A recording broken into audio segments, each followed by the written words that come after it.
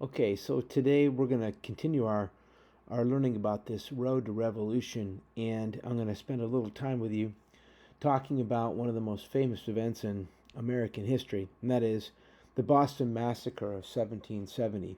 But before we get to that, there's a couple of things that we need to learn about first. So you do need to have this open right here, your Road to Revolution packet inside your binder. Last time we were together, we talked a little bit about the Declaratory Act and Townshend Acts, and I said I would get back to them later. So we're going to do that right now. So the information you're going to learn today in this short time we have is going to be put in here. Here we'll answer that, fill in the blank, and we'll talk about this thing called the massacre, or as the British called it, the incident on King Street. So let's start with the Declaratory Act of 1766. We'll come back to this. So the person who is teaching in my room today should have given you a copy of this. This is just a look at the Declaratory Act, I guess. Somebody made a little scroll. So the Declaratory Act is a declaration. That's what we said last time. A declaration by the British on who is the boss, okay? So this is some of the info that you need to have in your packet. This declaration basically just states that, and I'm going to try to point some things out. You can highlight this if you've got a highlighter. Pause, get a highlighter. A couple of things you need to know here. One, I'll point out where the British are saying that they have the ultimate authority over the colonies. And number two, this is really important because this is an example of how personal this is going to become to people in the colonies later. They're going to use a part of the Declaratory Act, words the British wrote. They're going to use those words against the British when we have our own declaration 10 years after this came out. So this comes out in 1766, and it came out the same day that the Stamp Act was repealed. So the British get rid of the Stamp Act, but they want to make sure that the colonies know that they are the ones who have ultimate authority. So this is it. This is the whole Declaratory Act. So if you read through this, it just basically is just saying that if you get down right here, that the Imperial Crown and Parliament of Great Britain have the full power and authority to make laws and statutes of sufficient force to bind the colonies and people of America in all cases whatsoever. So they're just saying, we're the ones that are the boss, you're not. And right up here about in the middle, hopefully this cursor's on the screen, it says that the colonies are and of right ought to be subordinate unto and dependent upon the Imperial Crown and Parliament of Great Britain. Okay? Those are the words right there. That's number two. These are the words that are going to be used against the British later on. So, yeah, when we have our own declaration. So after doing this, the British begin to put together a whole series of different acts known as the Townshend Acts, named for a member of the Parliament, a person who was the Chancellor of the Exchequer in Britain. In other words, this person kind of oversees the economy. And remember what all of this is really for, to try to raise money from the colonies to pay off debts and to help pay for the administration of the colonies. So we're going to leave the Declaratory Act and talk about the Townshend Acts now. And let me just get rid of this guy and him and him. Oh boy. Uh-oh. Gotta find him. Hold on. Apologize, guys. Still looking. There he is. Okay. Got it. Whew. Sorry about that. Okay. So the Townshend Acts are, just trying to keep it short and simple, They are a series of different taxes that are basically going to cover all imports from the British Empire into the colonies. So everybody's going to be affected by this thing. It creates the same troubles as the Stamp Act did. People again say, what right does Parliament have to tax us when we have no colonists, no representatives in Parliament in England? We have our own colonial assemblies. They continue to be ignored. We've sent letters before. We went all through this 2 years before with the Stamp Act. Why are the British doing this? So you have the protests again. You got the riots. You got violence. Secret groups that had started during the time of the Stamp Act, a couple of years before, known as the Sons of Liberty. They are intimidating British officials. They're bent on trying to undermine everything the British do. But probably the most effective thing that the colonists do was to boycott all British imported goods. They called it the non-importation agreement. So no importation, right? And you're looking at one that was written and signed by people in Boston who were going to join in this non-importation agreement that people are doing up and down the colonies. You can see this one was written in Boston, October in 1767. And it basically just says that right here in the middle, that we prohibit the purchase of any of the following articles imported from abroad.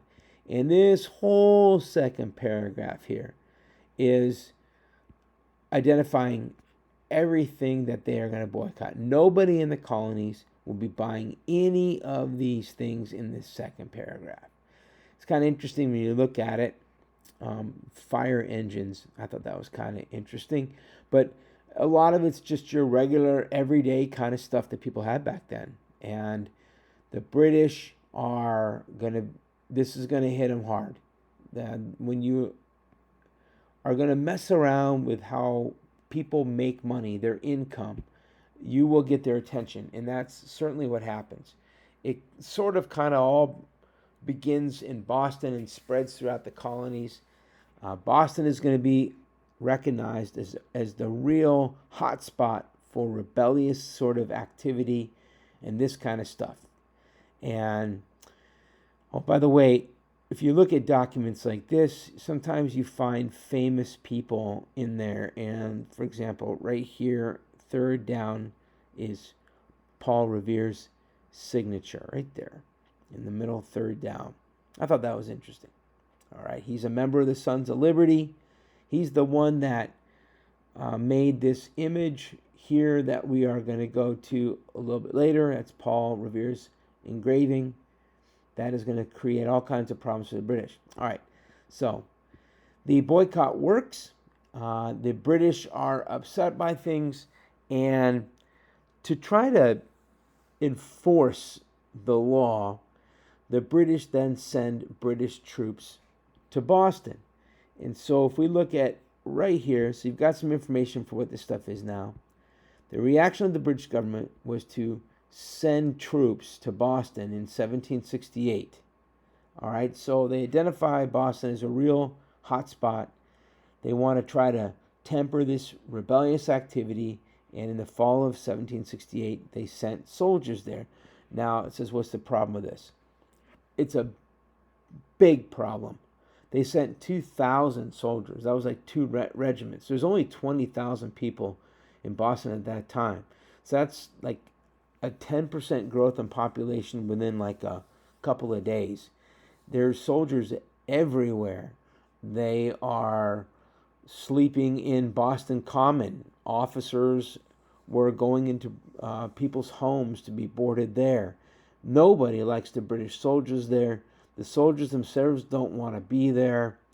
And basically what happens is all this tension. They get in fights. There's arguments. Soldiers are young men for the most part, and they were fighting with the young men of Boston. There was even competition over things like doing odd jobs. because soldiers were willing to do certain jobs for less money to supplement what they earned. And that took away jobs from some of the Bostonian young men. And it was actually over a weekend of March 3rd and 4th, 1770. Some fights started down in the docks, and it just kind of kept going all weekend. And then on a Monday night, March 5th, 1770, it all spills over. And a group of British soldiers ended up firing on a crowd of Boston citizens right in front of the old State House. That's this right here. Let me go to that other image that we have. And, okay. This one here. This is the old State House. By the way, it's still there in Boston, surrounded by skyscrapers. But this is King Street. And it's like a big street, but kind of so big they called it a square. And you can see here in this engraving that British soldiers indeed are firing on these. It looks like very innocent and very unarmed people. And nothing could be further from the truth. So what you're going to do is you're going to look at a couple of videos that explain some things about the Boston Massacre. In truth, the British soldiers were most likely acting in self-defense. Paul Revere was against them, so he's going to make this image look as bad as possible. I mean, these guys look angry. The officer looks like he's giving a command to fire. And these people look like they're dressed to go see a show or something like that. In reality, there were probably 200 men and boys, and they surrounded the British soldiers. The officer was in front of his men, telling them not to fire. The crowd was armed with clubs. They were armed with oyster shells, which when you whip those things, they hurt. Oh my gosh, if you've ever held an oyster shell. They were throwing snowballs that were caked with rocks and stones, and they were daring the British to fire. They were yelling, "Fire, we dare you, fire." And that is what happened. So you're going to look at some of the portrayals of this, including from John Adams, an HBO series in which they did a really good job showing most likely what happened that night. Okay, so you're going to head on to those, and in your packet you're going to write down some information about the Boston Massacre. What do you learn about it? What took place? I just gave away a whole bunch of information anyways.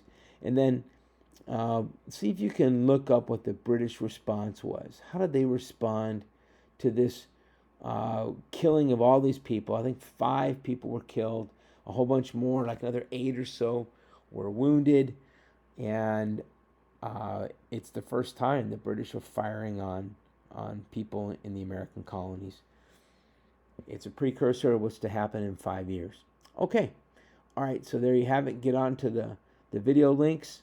And thanks for listening to this really low budget recording. See you soon.